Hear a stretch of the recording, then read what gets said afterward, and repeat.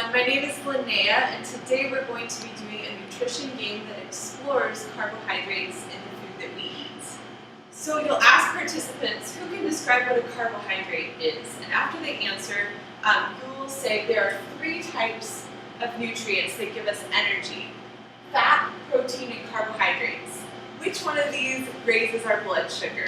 And hopefully people will answer that carbohydrates raise our blood sugar, because that is the correct answer.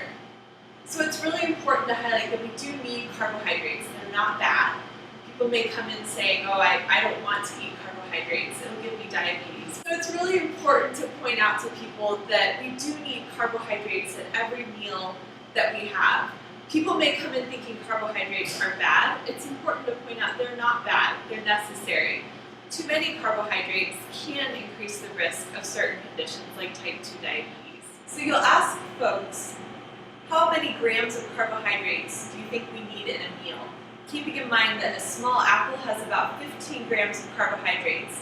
And people may guess really high or really low, but the correct answer is that men need about 45 to 60 grams of carbohydrate in a meal, and women need about 30 to 45 grams. Now this can vary depending on how active you are, your age, different things like that. But in general, I like to think about it like a clock. So you'll ask folks, how many minutes are in a clock? They'll say 60. And so you can think about this like a clock. So there's 60 minutes on a clock, and we break this into 15-minute segments. So 15 grams of carbohydrate are this apple. So if I'm going to have 45 grams at a meal, I can choose this apple, I could choose something else that has 15 grams, and I could choose something else. And that would give me 3 servings of carbohydrate-rich foods. So you'll ask folks, which of the food groups do you think has carbohydrates in them? The correct answers are that fruit always has carbohydrates, grains always has carbohydrates, and there's some of the other categories that do include carbohydrates. For example, starchy vegetables like sweet potatoes or corn or peas have a lot of carbs in them. Most of the other vegetables have very little carbohydrates. We consider it to be 0. In the protein group, beans and legumes have carbohydrates.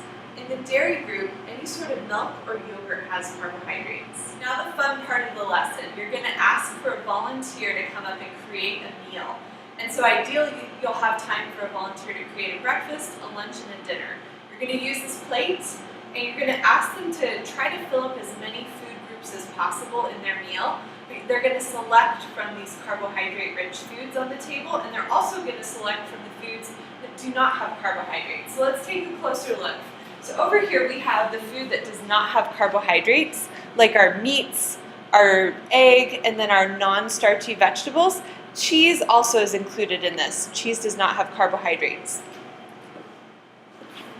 For our carbohydrate-containing food, there are some protein items. This fish is breaded, so that is why it is included in the carbohydrate item, since it has a lot of carbs in it. Every one of these food models has 15 grams of carbohydrate in it. So all of these crackers together makes 15 grams of carbohydrate. These 4 fish sticks make 15 grams of carbohydrate. So again, we're going to think about building our plate to meet our target carbohydrate goals. So finally, you'll wrap up asking people to set a goal for the week. We have some example goals included. And you'll also pass out this handout of carb counting. Please point out to people that different categories have different amounts of carbohydrates in them, and walk them through it. Thanks so much for leading the carb counting lesson.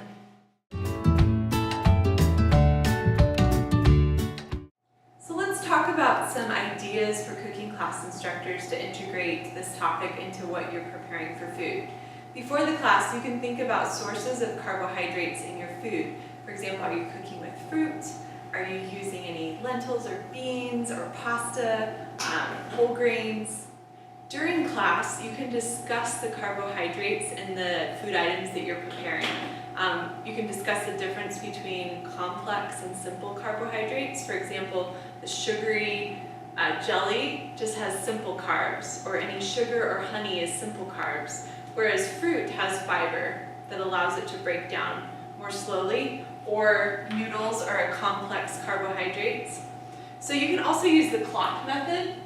to count the amount of carbohydrates that are in your meal. Your apple has 15 grams of carbohydrate. A third a cup of pasta or rice that's cooked has 15 more grams, bringing us to a total of 30 grams.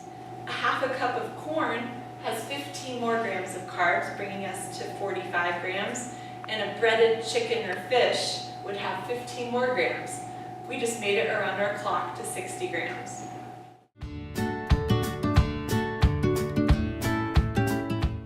Our facilitation tip of the week is keep it simple. Sometimes I know I can get really tripped up in my own knowledge and make things more confusing than they need to be. It's important to ask myself, what do I want participants to walk out the door knowing?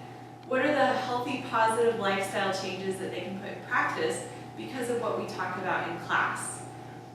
So sometimes participants will bring up different topics. You're talking about carbohydrates and someone wants to talk about essential oils. Just affirm, wow, that sounds like you've done a lot of research on that topic. That's a really great question. Move on. You know, in the interest of time, I think it's important that we stick to our topic. Could we talk more about that at lunch? It also helps me to practice facilitating the lesson to a friend or my mirror so that I feel really confident and ready to present. And if I'm sharing examples from my own life, I try to keep it really short and relevant to the lesson so that we don't go down rabbit trails. So that's our facilitation tip of the week. Keep it simple.